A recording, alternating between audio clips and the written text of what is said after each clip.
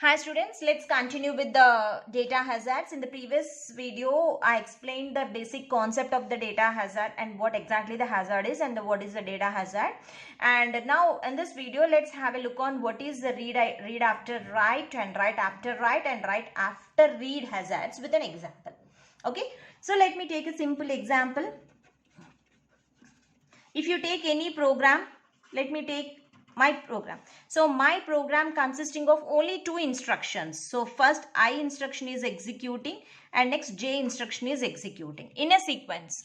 Remember student, in a sequence, I and then J. Okay, so first I is executing, next J is executing. Only two instructions are there. So these instructions, let me take, I'm calling D of I. So this is an example that is available in your textbook. I'm taking that example only. D of I. So D of I or D of J. Whenever D is there, D it's nothing but input set. Input set, or you can call it as a domain. Domain or input. So the input for I and J. So you represent it as a D. So whenever D is there, it's nothing but an input set. Okay, it's nothing but an input set. And for instruction I and instruction J. In the same way, R of I, okay, or R of J. So R is, it's nothing but output set. Or it is, you call it as a range of set. So R of I, for I instruction, R is an output, D is an input. For J instruction, D is an input and R is an output. Just remember that. Okay, whenever D is there, it is input. Whenever R is there, it is an output. Now, according to the condition, J is logically follows. Remember, J is logically follows instruction I. So it has to logically follow the instruction I. So whenever it is following logically the instruction I, then there is no hazards. So if they are not following, okay, whenever it is not following, then only the problem is occurred. So when J is not logically following the instruction I, the correct order which leads to a hazard. So therefore the hazard should be prevented before these instructions. Let me write that point. How the hazards can be prevented. Hazards should be prevented before these instructions. So whatever these instructions are there, these instructions enter the pipeline. Enter the pipeline such as by holding instruction J until the dependency of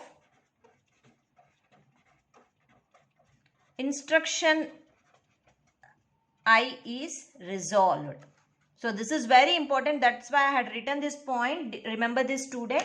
So hazard should be prevented. How it can be prevented? So before these instructions enter the pipeline, whatever these instructions are there, before they are entering into the pipeline, you have to be remember that, such as by holding instruction J. Try to hold the instruction J, because after executing I, J has to be executed, right? So try to hold this J instruction so that this J will not be used by other instruction.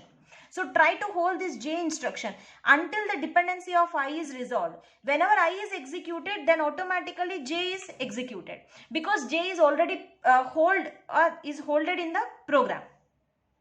So that in this way the hazard can be prevented.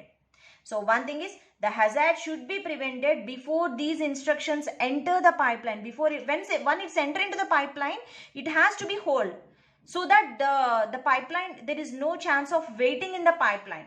There is no chance of getting the stalls in the pipeline, because whenever the I is executed, automatically the J can enter into the pipeline, because that is not used by the other variables. The other instructions are not using the J, because it is holded by this instruction. So this is one of the technique that we can be used so to resolve this hazard problem. So for this also some hardware is present to monitor this, and we will see these, what are the three different types of data hazards first. So first type of data hazard is read after write hazard. What do you understand? So whenever you're not getting what exactly the concept is, try to read the statement or sentence twice or thrice, then you definitely understand the concept. Read after write means the read write hazard between two instructions, whatever the I and J are two instructions are there, may occur when J attempts to read. So here what it is doing, J is attempts to read some data that has been modified or been write by J. So here this is something like, it's a J attempts to read some data object that has been modified write by I. So whenever I is trying to write something and J started reading before it completes its writing, that is read after write. Read after write. That is a hazard. So let me explain you with an diagram. So here D of I. What do you mean by D of I? I is the instruction 1. Okay. Instruction 1 and J is the instruction 2. These are the two instructions that we know that. D means input. Okay, and R means output. This is also, we know that. Just remember that. So first D of I instruction is it is writing something. It is trying to write. Whenever it writes is over, the result will be stored. Right or wrong? Output. So input writes means it modified something and writes here. And what DJ is doing? DJ is trying to read. Read means input, right? D of J is reading the input, and this is R of J. What happening here? So whatever some data that if it is a common data is there in R of I and D of J, if there is some common data is there, intersection. So common data is there, definitely hazard will be come. If there is no common data, if there is no intersection, the same element if it is not there in the first instruction, so then there is no hazard will be occurred. But here suppose some common element is there, definitely hazard will be occurred. Why? Because so before it start writing that, okay, the DJ is trying to read the data. That means output of first instruction, intersection, input of the second instruction. Output of the first instruction, intersection with the input of the second instruction. This is output and this is input. Output of the first instruction, it depends upon the input of the second instruction. Means there is some common element is there. Then there is common element is there. Then there is definitely hazard. Suppose this is not equal to the empty 5. 5 means empty. If there is not equal to the empty, then there will be a hazard. Suppose if it is equal to the empty means there is no hazard. Dependency is not there. So that means it corresponds to flow dependency. We call it as this type of dependency, you call it as a flow dependency. Flow, first instruction, and that will be depends upon the second instruction. Second instruction depends upon this. Second instructions depend upon the first instruction, then you call it as a flow dependency. Read after write is a flow dependency. Let me explain you with an example. Suppose instruction I, A is equal to B plus C. Okay, and instruction J, E is equal to A plus D. These are the two instructions executing. So the first instruction, so what is R of I? So here R of I is nothing but R of I is this is, R means output. What is an output? Output is A. Because B plus C, the output will be stored in A. So R of I is, the output of I is A. And coming to D of J. D means input. What is the J input? J inputs are A and D. A, D. What are the common elements in between these? R of I intersection D of J. What is it? Is there any common element here? Yes, the common element is A. So that means it is not equal to empty set. Whenever it is not equal to empty set, hence there is a right after read hazard between I and J. So there is a right after read hazard between I and J.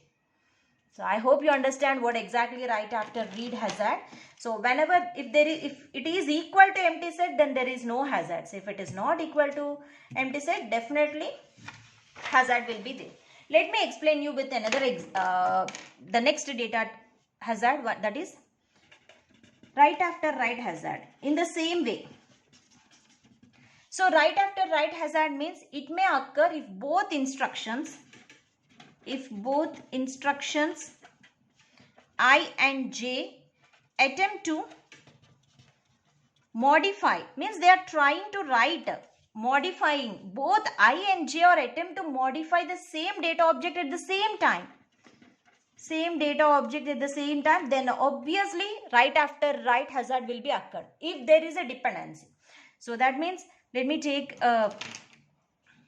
D of I, means the first instruction input, it performs the write operation because it is a right after right hazard. It performs the input write operation. You will get R of I, which is an output. This is an input and this is an output. Now at the same time, D of J, the second instruction, is also trying to write. Okay, it is also trying to write output. So if there is a common element between these two, then definitely hazard will be occurred. That means R of I intersection of R of J, if is equal to 5 means there is no, if there is no common element means empty set means there is no hazard. Suppose if it is not equal to 5 means definitely hazard will be occurred. So let me explain you with an example. Let's take an example like, suppose instruction A is equal to B plus C, and next instruction J is equal to A is equal to D plus E. So these are the two instructions. So here what I have to do is, so R of I intersection R of J is equal to 5, I have to prove. If I prove R of I intersection R of J is equal to empty set, then there will be no hazard. Suppose if it is common element is there, definitely hazard will be there. That is right after right. So R of I, what are the R of I here? R of I means first instruction I, R means output. What is output here? A. And next R of J. R means output, range, output. So what is the output of J? Output of J is also A. So common element, it is there. R of I intersection R of J is not equal to the empty set because the common element here is A is there. Whenever we are performing intersection operations, we will get A element. We are not getting an empty set. So this type of hazard is called right after right hazard, and it corresponds to output dependency. Always remember that whenever the right after right hazard, you call it as an output dependency, because first instruction is depends upon output and second instruction is also here output dependency is there. This will be dependent here and this will be dependent here. And now coming to the third type of data hazard. The third type of data hazard is right after read hazard. So this you can only tell easily. It is an easily because so far you have seen two types of examples. Right after read hazard. It may occur when J attempts to modify or write some data before read by I. Before read by I, it is trying to, J is trying to write the data before I is reading. Let me explain you with example. Before example, let me take D of J. J means second instruction, right or wrong? J is second instruction. So second instruction is trying to write the data, but that instruction is reading by the first instruction. Read R of I. So if there is a common in between these, so D of J is trying to modify something, and if there is common element that is used by the first instruction also, before it is modifying, before it is completing, D of I is trying to read the data, so you will get an hazard, an inconsistent result. So this type you call it as, it corresponds to anti-dependency. So let me take an example like, so suppose I is equal to, first instruction I is equal to A is equal to B plus C, and J second instruction B is equal to A plus D.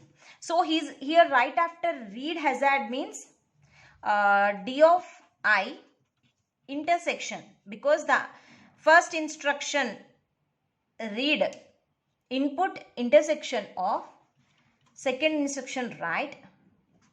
If it is not equal to empty set, then obviously right after read hazard will be occurred. Okay, so let's check whether these instructions or his hazard is there or not. So what is D of I?